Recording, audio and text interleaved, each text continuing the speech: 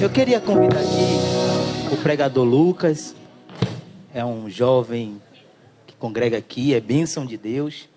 Ele vai dar uma breve palavra sobre intercessão. Amém? Eu quero pedir para a igreja estender as mãos para ele, em nome de Jesus, para que Deus use ele. Pai, aqui está o teu filho. Usa ele de forma poderosa e abençoe a nossa vida por intermédio da vida dele. Em nome de Jesus, a igreja diz...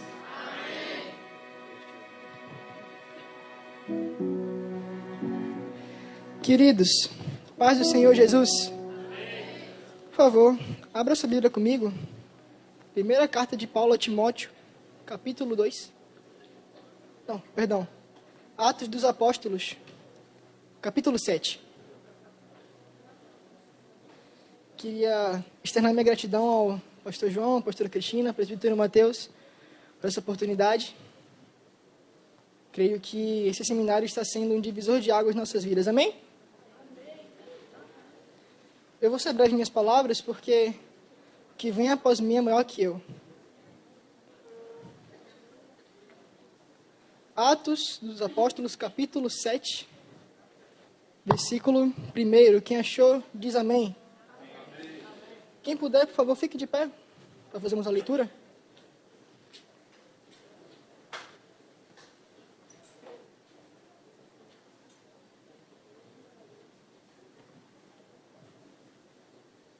Me perdoem. 1 Timóteo capítulo 2 mesmo. Confundi o versículo.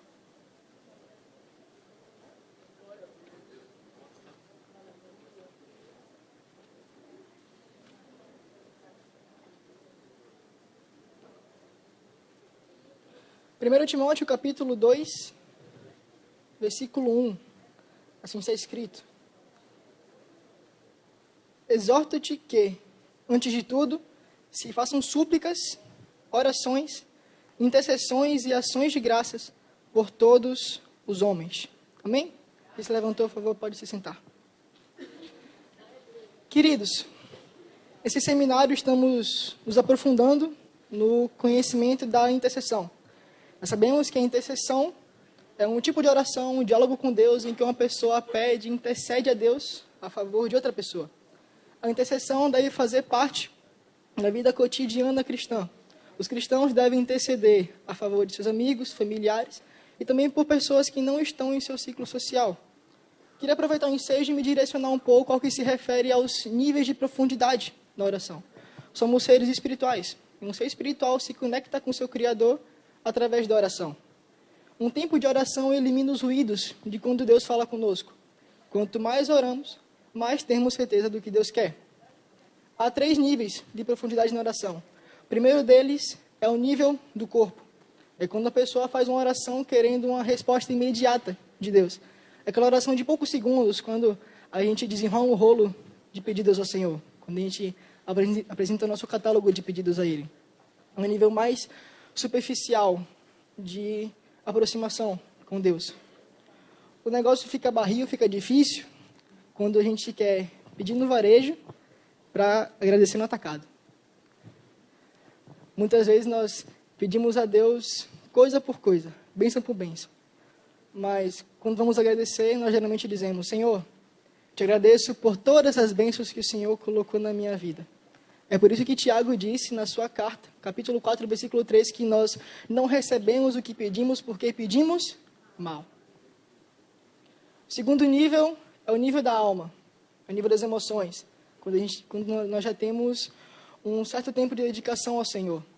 Esse nível atende e é movido por necessidades emocionais. É nesse nível que somos confrontados e desafiados. Mas todas as vezes que oramos, o Senhor está com seus ouvidos sensíveis para ouvir nossa oração. Agora saímos do nível da alma e entramos no terceiro nível, o nível do Espírito. Esse nível é o maior nível de experiência que temos com Deus. É o nível que estamos tendo uma entrega absoluta a Ele. Nesse nível, é nosso espírito que é conectado com o Senhor. Se quisermos ter uma intimidade profunda com o Senhor, temos que passar pelo corpo, passar pela alma, pelas emoções e conectar nosso espírito com Deus. Na intercessão é importante que o intercessor tenha intimidade com Deus.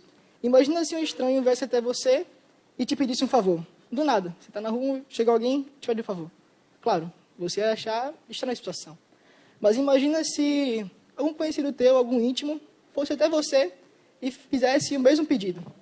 Você veria o possível para atender o pedido que a pessoa te fez. Essa comparação é meio superficial, mas é mais ou menos assim que acontece entre Deus e nós. Como é que o indivíduo quer chegar até Deus, interceder por alguém, se ele não tem intimidade com Deus? Se não tem o costume de orar, falar com o Senhor. Tempo e profundidade com o Senhor são importantes para o intercessor. Adiantando um pouco aqui, uma marca do intercessor é o amor. Ele não é um interesseiro, um oportunista. O intercessor busca a glória de Deus e não sua própria glória. Se você puder, ler comigo Êxodo, capítulo 32, versículos 9 a 13.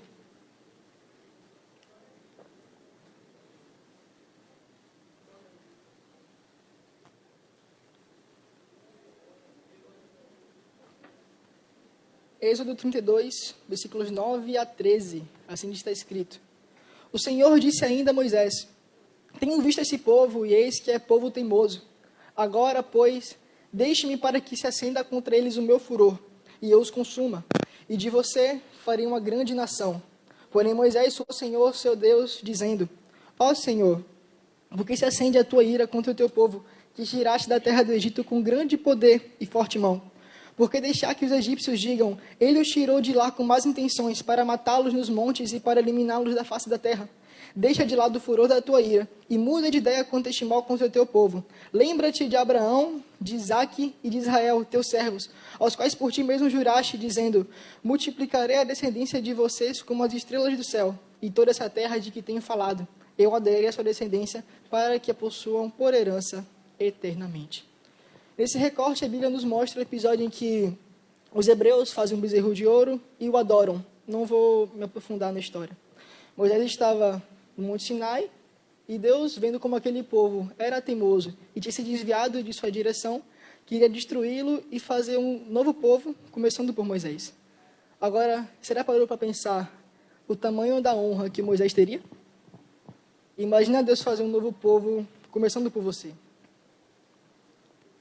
Mas a atitude que nós vemos de Moisés é como nós lemos. Moisés se colocou como anteparo diante de Deus, rogando por sua geração, ainda que fosse um povo tão marcado pela rebeldia. Salmo 106, verso 23 diz assim: Pelo que os teria destruído, como dissera, se Moisés, seu servo, não se tivesse interposto diante dele, para desviar a sua indignação, a fim de que não os destruísse. Moisés se põe entre Israel e o Senhor, dizendo: Senhor, perdoa teu povo, dá uma nova chance. Lembra-te, Senhor, da promessa que o Senhor fez a Abraão, Isaque e a Israel.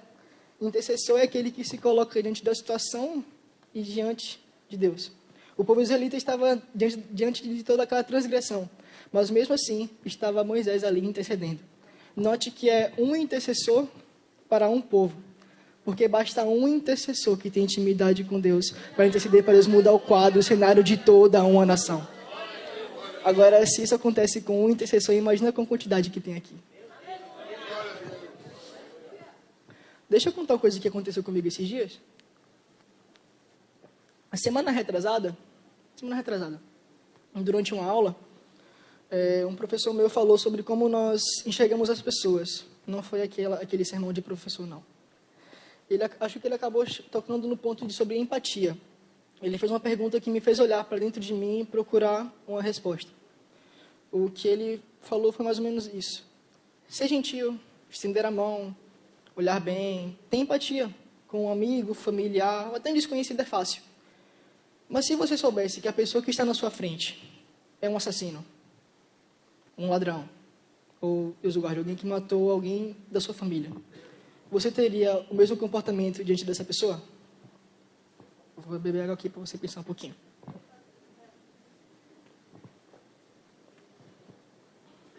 Pensando nisso, eu fui levado a uma cena. Essa cena está em Atos, capítulo 7, versículos 59 e 60. Quem puder ler comigo, fique à vontade. Agora sim, estamos no versículo que eu falei primeiro.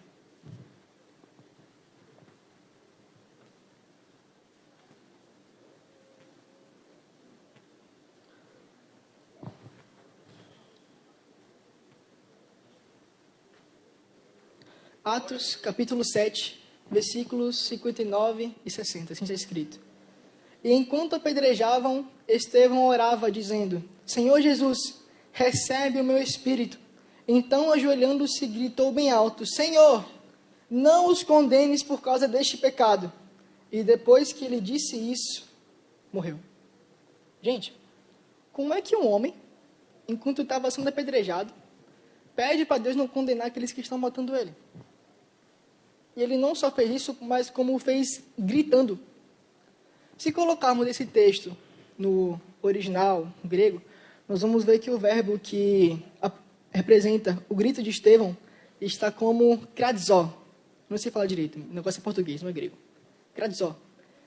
Essa palavra, seu significado é gritar alto, clamar.